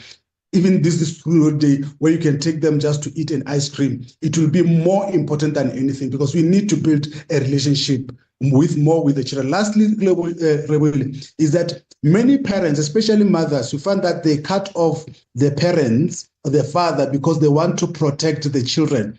But when the children grow up, they realize that, but who is this person? And they want to know their father, and find that you are ahead because you started your family and you have cut off the father, and the children are big now, they go to their father, and then it pains you even more as a mother. Yeah, Doctor, we're definitely going to need a part 2 for this conversation, which we'll arrange with our producer to pick up that once the estrangement has happened, what now? But also for us to visit the part of, if you are now long estranged, but you want to do a love back or a rekindling of the relationship, what would that look like? But Doctor, thank you so much for your time, and we'll be chatting again soon for us to revisit this conversation around family estrangement. It's just after 2:30, time for your latest Eyewitness News headlines. Good afternoon. Thanks, Relebogile. Good afternoon. Gugu Magaka, the wife of former ANC Youth League Secretary General Sindiso, says while she's pleased with the sentencing handed down to his murderer, she still wants to see more people being brought to book. She says she's been reacting to the 2 life terms handed down to Sibusiso Ngwengwa by the Pietermaritzburg High Court earlier today. A fifth suspect is expected to appear in the Atteridgeville Magistrates Court today in connection with the theft of a 7 million rand transformer. The suspect handed himself over to police yesterday. Last week, 3 Tshwane municipal workers were arrested facing charges linked to the theft of the equipment from the Laudium substation. And the family of the late Deputy President David Mabuza is holding a prayer at his home in Barberton, Mpumalanga this afternoon. Hundreds of people from across the province have gathered to offer support and comfort to the bereaved. It has been 4 days since the former Deputy President passed away following a short illness. These are the headlines. This Eyewitness News, more at 3 or as it happens. EWN Traffic. Well, at this stage, if you are in the Centurion area heading towards Midrand, slow-moving traffic on the N1 southbound between Sam Rand and Allendale Road. Otherwise, the rest of 702 lane not looking too bad. Free-flowing across most highways. No accidents have been reported. Just look out for those faulty traffic lights, though. In the Edenvale area at Modderfontein Road in Van Riebeek, traffic lights also out of order. Alex, Marlborough Drive and Far East Bank, as well as in Rand Park Ridge at Bayers Nodia and the N1 North. If you come across any other traffic issues, please SMS us on 31702. We are also on X at EWN Traffic. There's more EWN on air, online, and on the EWN app. 702 delivers on the matters that matter to you. Hi, 702 listeners. My name is Paco from Kalinan. The one thing that I love about 702 is Bongani Bingwa. Thank you for sharing your thoughts. so we can deliver more on what matters to you. 702 listens. Let's walk the talk. SADA Communications, winner of the 702 Small Business Awards with MTN for 2025, is a proudly black female-owned innovation company based in the Northern Cape. And they're making real change happen, from youth training to eco-friendly branding. SADA is where purpose meets progress. SADA empowers youth and small businesses through robotics, coding and digital entrepreneurship training. And they're helping people and businesses grow with the AI Toolkit by Dr. Alan Mutono, a practical guide to using artificial intelligence. Their eco-branding solutions include plantable name tags, recycled pet tags, or pet bags rather, minimal waste expo stands, and more. With partners like MTN and Anglo-American Zimele, SEDA is a scaling impact where it's needed most. Visit sedacommunications.co.za, spelled SAYDA communications.co.za to learn more, sign up for training, shop eco products, or partner with SEDA. Checkers XXL Savings is on with the XXL Jackpot competition. New week, new deals, new jackpot. This week, save on Nescafe Gold Instant Coffee 200 or 220 grams for $139.99. And Pampers Jumbo Pack or Premium Care Value Pack nappies or pants for $249.99 per pack. Remember, buy any 3 participating products and get a scratch card to enter. Deals valid until Sunday at Checkers.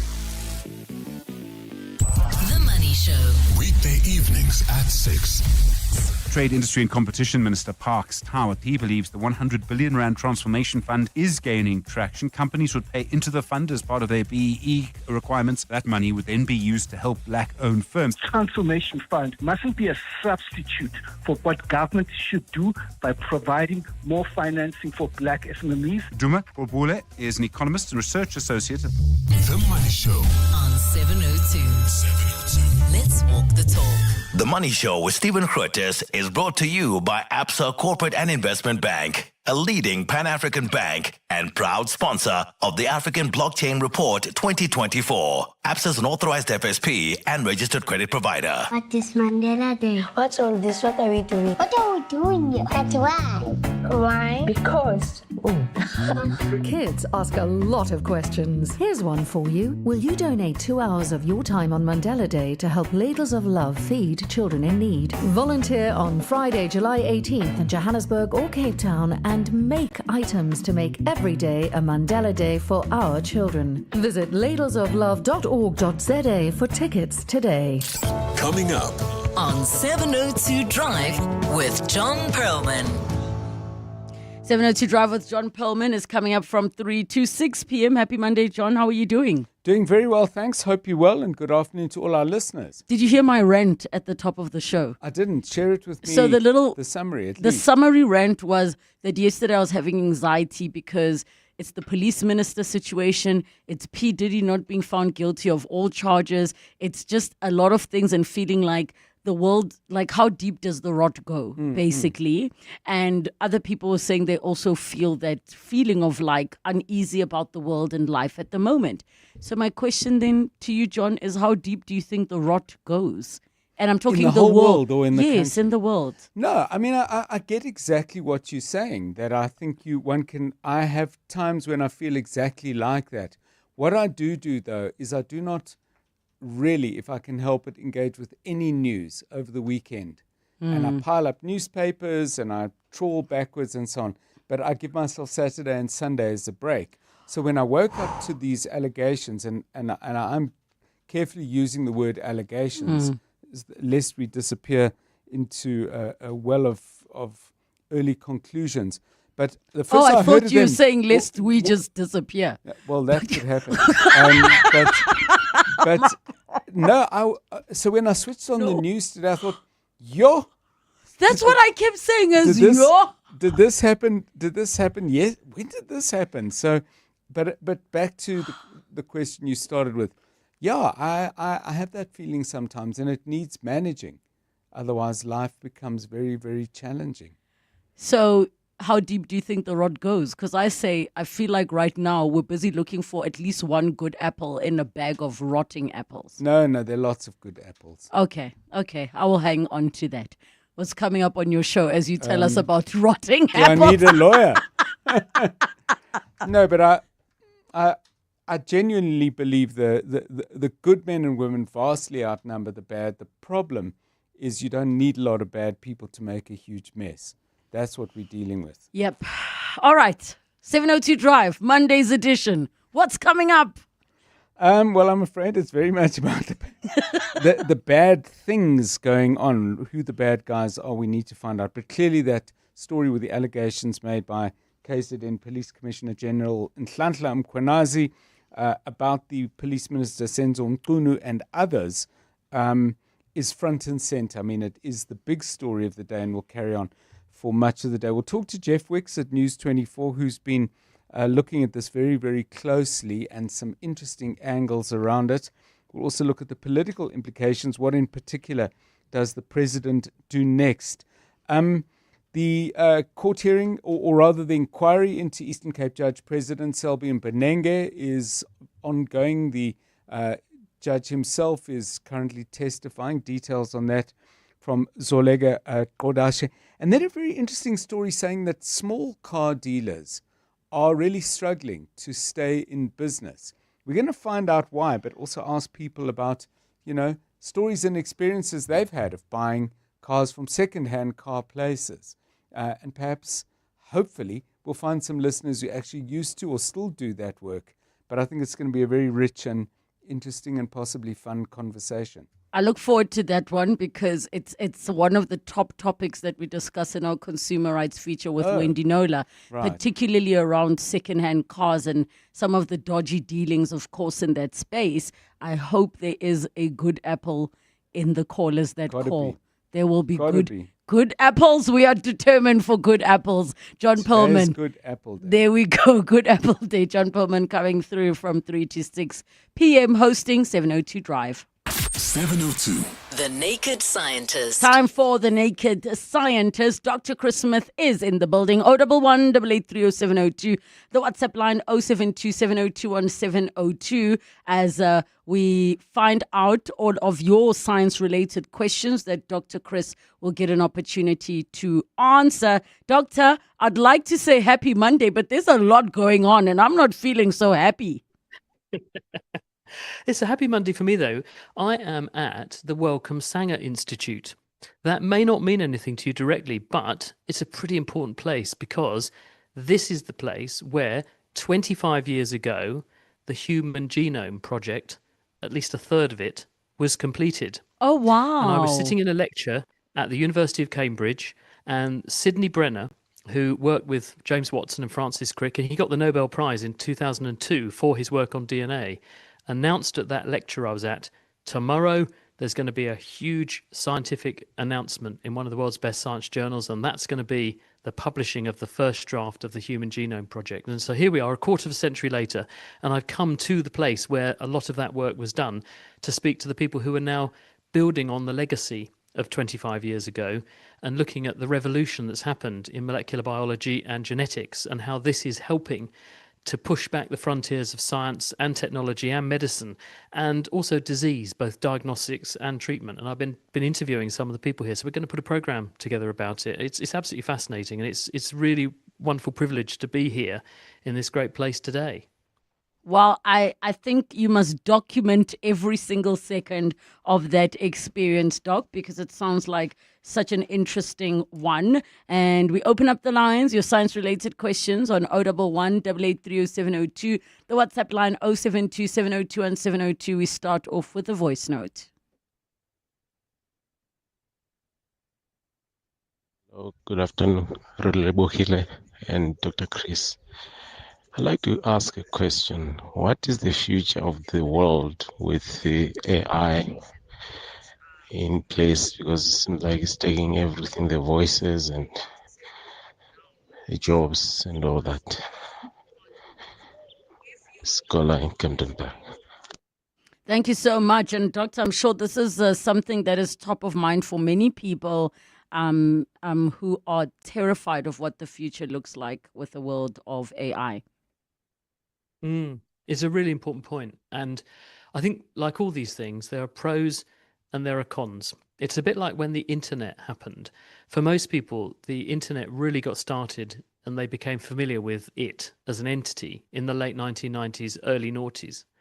And with it came enormous freedom. It opened doors for people. People made friends all over the world. I came to South Africa for the first time and started actually working with people doing science communication because of the internet. So it brought huge advantages, but it's also brought disadvantages. It's almost like for every yin, there's a yang, isn't there? And those disadvantages range from some of the negatives of social media, people propagating misinformation and so on. Well, AI is going to be very similar, to my mind, in the sense that we have something which is a very powerful, very sharp tool in the toolbox, knife in the knife block. But just as a knife in the knife block is wonderful for cutting your vegetables and making a wonderful job of doing that quickly, in the wrong hands or used the wrong way, it can be extremely dangerous. So there will be things that we need to look out for. And the thing that really concerns me about AI, because I'm not so concerned about loss of jobs and things like that, not because I'm being hard-hearted or anything, but because I think that in the same way that when the motor car came along and made the steam engine redundant, we needed fewer coal miners, but instead we got people who were making motor cars instead. I think we will probably see a shift in the job landscape to reflect the fact that AI opens new doors while it will close some. But there are some worries and concerns about AI and its misapplication or misuse which worry me greatly. And one of those is that I think it is damaging the learning of young people. We're seeing increasing numbers of people putting essays in at university level even writing their thesis with ChatGPT. A friend of mine the other day is a historian, told me he'd been asked to mark a thesis for an MPhil, and he was a bit concerned about some of the way it was written. He was sufficiently concerned, he went and checked some of the references and this kind of thing, and a lot of it was made up. It was so beautifully written, though, his only conclusion was this must have been written by something like ChatGPT. And the problem is that a lot of this is just slipping straight past us, and it's going into the knowledge space. So people are writing talks, they're writing papers, they're producing publications and presentations, they're putting these things out there onto the internet. Other people come along researching their own field and they find this information, and because someone's already published it, they then cite it as a source, saying, well, this person's written about this and I'll cite them. Actually, it was all made up, or it was erroneous, it was ChatGPT. And this means that eventually we're going to accumulate more and more of this misinformation and rubbish in the knowledge space, which could distort thinking. And it could certainly distort our thinking in a range of different directions, scientifically, socially, and so on. And at the moment, it's very hard to detect. It's not policed or regulated. And this is a bit like asbestos of the E equivalent. We thought asbestos was absolutely amazing 50 years ago. It was a brilliant material. You couldn't burn it. It didn't catch fire. You could drill holes in it and make things out of it. It was brilliant building material. But oh dear, it also causes lung cancer. This is a bit similar in the sense that we've got a technology, very, very powerful, very, very useful, in the right circumstances, but there is a darker side to it, and it could do untold harm unless we are extremely careful, and we must watch out for that. All right, thank you so much for that question. We go to the lines. David in Parkhurst, go ahead. Thank you so much, Relebogile, and good day to the doctor there. I'm a middle-aged man who I shave from time to time. I have a blend of grey and black beard. Mine is it's completely out of curiosity, but look, when I shave, I only see the black beard, and seemingly the gray beard disappears. And I was just wondering, how does that happen? Because before I shave, I'll see both the gray and the black. So what happened to the gray? Ooh. Yeah, well, I haven't got grey bearding yet, but watch this space. But the reason hair goes grey at all is that the hair continues to grow, but the natural colour of hair is white, because hair is made of a protein called keratin, and it comes out of the hair follicle, which is a little ring of stem cells in the skin. And in the base of that follicle is a clutch of cells called melanocytes. And the melanocytes, as the name suggests, clues in the name, make melanin, which is the dark pigment that gives us a suntan or black skin. So the melanin is added to the hair as it grows. If you lose the function of your melanocytes, and going grey involves your melanocytes becoming less efficient at doing this, and then eventually they don't do it at all, they put less melanin into the hair, so it is therefore getting progressively more white. Now, as the hair starts to grow through the skin, you're going to see the darker pigment probably first, the darker hairs first. The melanocytes don't completely stop making melanin all at once. They will often produce a bit less, and so the hair will look a bit salt and pepper. That's the saying. So as you get the hair going towards becoming white, it will have some black in it sometimes, some white sometimes, and that's the salt and pepper pattern. But it's because of the melanin not being consistently applied to the hair. It's possible that when you cut the hair, when you shave, the first hairs that you see tend to be the darker ones because they're more prominent, and the white ones are less easy to spot as they first begin to come through the skin. Or because you provoke, or because you tend to see the hairs that are growing when you've cut the hair, the growing ones might be more active hair follicles with more active melanocytes in them, and therefore they're more likely to be the dark ones that come through first. Although I don't think there's any evidence that cutting hair makes it more or less likely to be grey or not grey. But basically, I think probably it's that you're tending to see the most active hair follicles coming out first, and they're the ones that have possibly got the more active melanocytes still in them. So it's possible that you see the black hairs before the whiter ones begin to appear. Also, it's a numbers game, remember. Your beard isn't completely white. It's got mostly black, but with some white hairs in it. So statistically, you're going to see more black hairs first before you begin to see the white ones. Thank you so much for that very interesting question. Time for a break. 011-883-0702 and the WhatsApp line 072-702-1702 for your science-related questions. Time for a performance review of my FNB Gold business account. Giving my business up to 30% back in e-bucks at Pick n Pay. No other card does this. It's real money back on expenses. I can even use e-bucks to buy supplies from Take-A-Lot. I must give you a corner office, but you're a bank card. The FNB Gold business account. No other card works harder for your business because saving you costs is worth it. FNB. Help changes everything. TCs and earn rules apply. FNB, a division of First Rand Bank Limited, an authorized FSP and credit provider. James, congrats on the babies. Yeah, thanks. It's a wild ride. You're a new dad, 2 babies, 0 sleep, and 1 car that apparently couldn't cope. Yeah, the hatchback was my baby, but it just didn't have enough space for my 2 new babies. And are you happy with the price when you sold to WeBuyCars? Very. We've even got some extra cash to splurge on one of those fancy prams that you basically need a license for. Good luck, James. WeBuyCars. Geared for family, geared for you. This October, the Sanlam Cape Town Marathon is chasing history and you are invited. The marathon on track to become Africa's first official world marathon major, and it's going to be major in every way. That means global prestige, big benefits for runners, and a massive boost for the local economy. So lace up, bring the vibe, and join thousands of runners from around the world as they hit the streets of Cape Town. Smash your PB, soak up the scenery, and be part of a race that's about to make history. On the 18th and 19th of October, sign up now at capetownmarathon.com. The Sanlam Cape Town Marathon, proudly supported by 702. 702. The Naked Scientist. 8 minutes to 3 o'clock. We continue with The Naked Scientist. Your science-related questions on 011-883-0702 and the WhatsApp line 072-702-1702. And we've got John from Pretoria. Go ahead, John. Hi, it's just a follow-up question about the grey hair. I've seen this in a few people whom I know. One person had no issues with grey or white hair. Then he got Q fever, was very sick, and over a period of a few months he went totally white. The other person was exposed to extreme stress over a long period of time, and also within a year went from, full shock of hair to white hair. So how does stress and illness impact hair color changing? Oh, nice one, yeah, John. Good question. The answer to this is it has been looked at. And in fact, I interviewed a lady who had done this study and she published it in the journal eLife about 5 or 6 years ago. And they actually took hairs from people where the hairs were beginning to go salt and pepper, so beginning to grey. She got biopsies from these people so they could look at the hair follicle.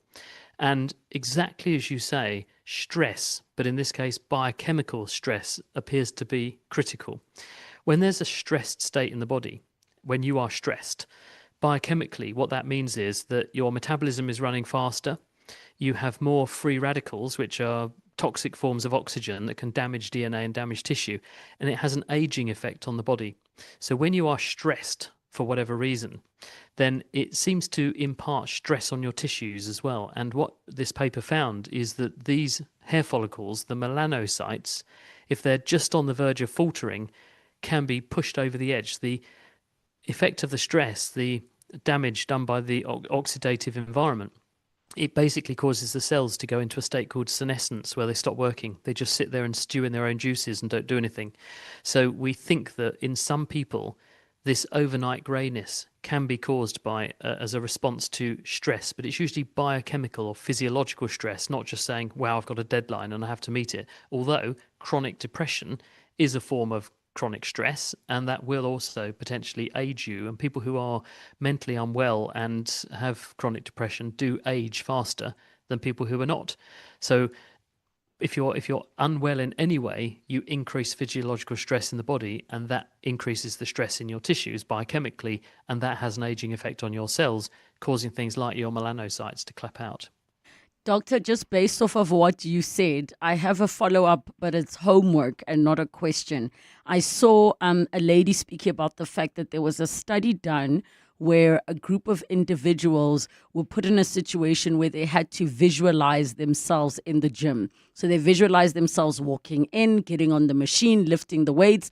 And after this period of study, they found that some of them, their muscle mass had increased without them even stepping into a gym or even doing a drop of exercise. So my homework to you, doctor, is for you to find out how this can be. Because I know we know in principle mind over matter, but how is it that your body can now produce certain muscle mass or create certain weight loss without you having even stepped into the gym? As we move on to Marsha in Joburg North. Go ahead, Marsha. I have a question. My question is, I've got a 1 year, 4 months baby who really reacts very funny around one particular advert on TV. I mean, it's nothing scary about the advert. It's a car advert, but when it's a particular person that comes at the end of that advert, he goes hysterical, like it's like he just saw a ghost or something. So I just wanted to find out, is it normal? Oh, that's a good one. So what is the audio like? Is it just music? No, the audio is it's fine. It's they're just showing you the car and whatever. It's not loud. Doesn't have any funny side effects or anything. It's only when they show this guy at the end of the ad, he just wants to run, and even to have to comfort him after that, it takes time for him to recover. Oh, thank you for that one. Doctor, in about 45 seconds. Yeah, Marsha, this is actually quite common. And do you know what? I'll make a confession here live on the radio. When I was about one, I can remember being about one. I really can. I was terrified of the tree in our next door neighbour's garden. Ask me now why? I haven't the foggiest idea, but I found this tree absolutely terrifying, and I would try and run away from it. There are certain things that little kids just find intrinsically frightening, and we can't explain why. We're very worried about other people. We have stranger danger as little kids. It keeps us close to our parents. It's an evolved trait. It keeps us safe. And some people we just regard as scary, even when we're not. It's an innate thing, and we find it's quite common, and we do grow out of it. Dr. Chris, I just want to tell you a message that came through that's from Sfiso on X, who says Obama went grey in less than 3 years after entering the White House. There you and go. We all saw that happening in real time. Thank you so much, Dr. Chris Smith. You You're have welcome. homework for next week. So see you on Monday. Temba, how do I check if I've been auto-assessed by SARS? No need to stress at all. Go to the SARS online query system dashboard, SOX. It only takes a few minutes. Really? Where do I find it? Go to the SARS website and then look for the SOX dashboard icon. Make tax matters your priority number one. Go to sars.gov.za and say goodbye to queues. SARS, at your service.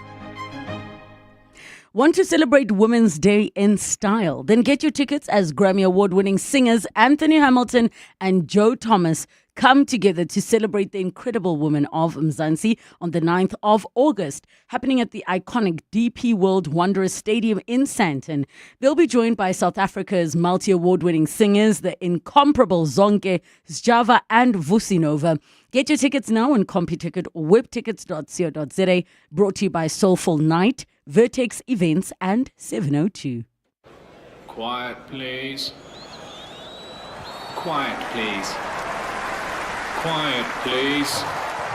With 50% off on limited Tennistown tickets, no wonder Amex card members are so thrilled. Enjoy a world-class tennis experience at Monte Casino between 11 and 13 July 2025. Buy your tickets for Amex Tennistown online today at howler.co.za for the Championships Wimbledon experience with the Mzansi advantage. Tennis is better with Amex. Thank you so much for joining us on 702 Afternoons. Back tomorrow, it's 3 o'clock. This is EWN.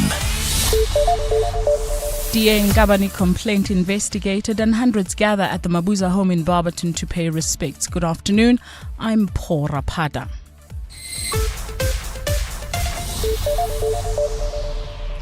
The Democratic Alliance says it's been informed the criminal complaint it laid against the Higher Education Minister, Nobuhle Ngabani, last week is being investigated by the Directorate for Priority Crimes, more commonly known as the Hawks. In terms of the DA's complaint, Ngabani is being accused of fraud and lying in Parliament under the Powers, Privileges and Immunities of Parliament Act. Ngabani is due to face Parliament again this week over discrepancies in her explanations to the House about appointments made to the boards of Sector Education and Training Authorities SETAs and the independent panel she appointed to vet the candidates. DA spokesperson Karabo Khaukhau says her party is pleased the police are taking the matter seriously. The DA is looking forward to ongoing cooperation with the Hawks. What we hope for is to make sure that there is criminal prosecution for the minister for what she did to the people of South Africa. Lying to Parliament and by extension the people of the Republic of South Africa is not something that the DA takes very lightly. The DA took the step against Ngabani after its member Andrew Whitfield was fired as a Deputy Minister of Trade, Industry and Competition for travelling abroad without the President's permission, and after the President ignored the DA's ultimatum to act against compromised ANC ministers too. While President Ramaphosa continues to take zero action against this minister for corruption, the DA continues to make progress in our fight against it, and the DA will not relent. Eastern Cape Judge President Selby Mbenenge has told the Judicial Conduct Tribunal investigating allegations of sexual harassment against him that class should not be a determining factor in adult relations.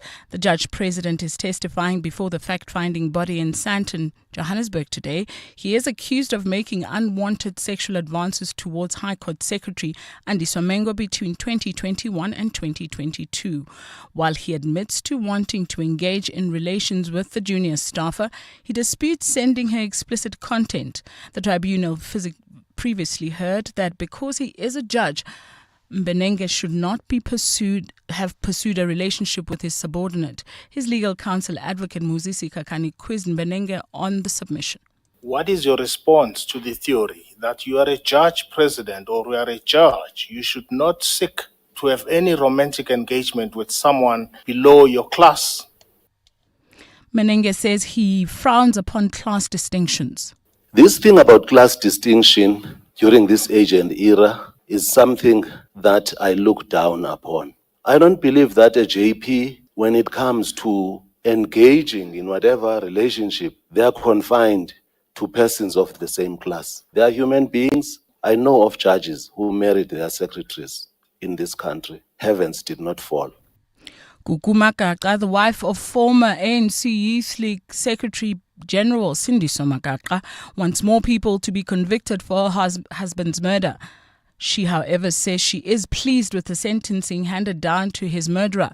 Gugu Makaka has been reacting to the 25-year jail term that will run concurrently, handed to Sbusiso Mngengwa by the Pietermaritzburg High Court today. Last month, Mngengwa confessed to killing Makaka and also implicated a former mayor from the Relebogile municipality in KZN. It's been 8 years since Gugu Magaqa lost her husband in a shooting incident in KwaZulu-Natal. Shortly after judgment was handed down in court today, Gugu welcomed the sentence, but said more heads still need to roll. She says the sentencing does not entirely give their family peace. What I would like to see is for everyone that was involved in killing my husband, is getting their price. Because right now it's only the person that was sent that has been sentenced. And everyone else, they're still outside, which are people that are really behind the killing of my husband. At the start of the case, there were 4 men fingered in the murder of Magaqa. One was declared unfit to stand trial, whilst Busiso Ngwenga confessed to his role in the murder. The 2 others are still awaiting trial. Jabulile Mbata, Eyewitness News.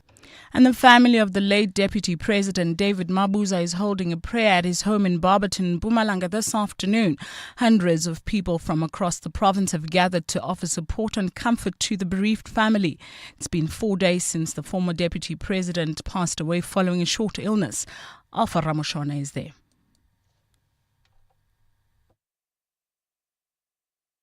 While journalists are not yet permitted inside David Mabuza's home, where a prayer service is underway, mourners' sorrowful hymns echo from within. It's the comfort from Mabuza's friends and political allies that has helped keep the grieving family strong as they struggle to accept his passing. Beyond the gates of his farm, those unable to enter also gather, singing in mourning to honor his memory. ANC Deputy Secretary General Nomvula Mokonyane says Mabuza was indeed a people's person. We have all agreed that we must tell the story of the person David Mabuza, an activist, a patriot, a leader of the African National Congress. Many remember him for championing unity within the ANC. Some have told the story that weeks before his death, Mabuza was concerned about the state of the party. Alpha Ramshwana, Eyewitness News, Barberton in Mpumalanga. Gold is trading at $3,011.87 an ounce. The rand at 17.77 to the dollar, 24.20 to the pound, 20.83 to the euro. Brent crude is at $68.73 a barrel. Centurion heading into Midrand. Slow-moving traffic on the N1 southbound between the Brakfontein interchange and Sam Rand. Also slow-moving traffic leaving the Pretoria CBD. That's in the Hermanstad area on Eskiam Pahlele between Van der Hof and the R80. In your sport, Vian Mulder records the 5th highest test score as South Africa declare against Zimbabwe on day 2 of the second test. Banyana target winning start to their WAFCON defence, and Wimbledon apologise over missed line calls. It's a fine Gauteng afternoon, temperatures reaching highs of 19 degrees. Top story in EWN this hour, the Democratic Alliance says it's been informed that the criminal complaint it laid against the Higher Education Minister Nobuhle Ngabane last week is being investigated by the Hawks. EWN, in touch, in tune and independent. For the latest, visit ewn.co.za or download the EWN app. Walk through history, walk with it. Sunday, 27 July, 7:02 Walk the Talk. Hosted by Freedom Park in the city of Tshwane. More on primemediaplus.com. You're with John Perlman on 702. Streaming on the Prime Media Plus app. DSTV channel 856, 92.7 and 106 FM.